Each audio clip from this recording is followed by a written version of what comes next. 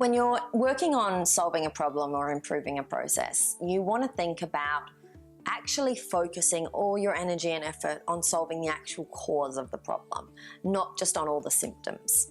So you'd be very familiar with lots of different symptoms, lots of firefighting going on every day where people just keep reacting to the same thing recurring and maybe complaining about it but not really doing anything about it. If you actually want to drive some change, you need to do some root cause analysis, go back to where the actual source of the problem was and change that. Only when you change that can you impact things downstream. An example of how root cause analysis can solve problems is if you think about yourself. Like say you've got a bit of a foot issue that you never really deal with, and you're walking around, you've got a very slight limp and you're compensating. You end up having some knee problems and some hip problems that are quite painful. So you go to the doctor or the physio and you say, I've got this bad hip, and they keep addressing the hip and it just keeps coming back. It just becomes this recurring chronic injury that you end up just having to deal with, and it's really frustrating. Until someone actually starts to delve a little bit deeper and go like, why have you got this hip problem? Let's look at where this is coming from. And then they work out that it actually emanates from a foot problem. Then, they start working on the foot, they send you to a podiatrist or whatever you have to do, and they solve the foot problem.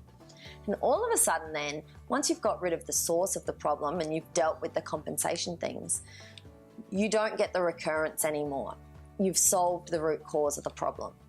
That's what you want to do in your processes. They're no different.